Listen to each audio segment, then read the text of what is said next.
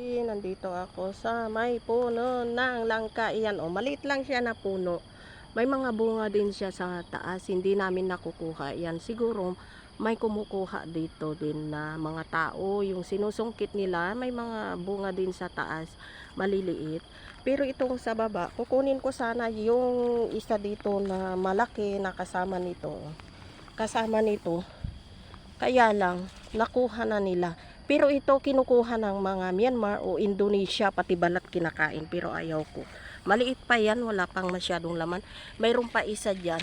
Ganyan din siya kalaki. Pero yung isa dito na malaki, nakuha na. Last week. Ngayon sana kukunin. Pero okay lang. Marami pa siyang bunga na maliliit. Yan.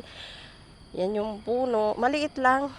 Nakaano sa kahoy, hindi naman nila maalis-alis dahil napapakinabangan namin. Yan, thank you for watching. Magpapalingki si Ating Rayba.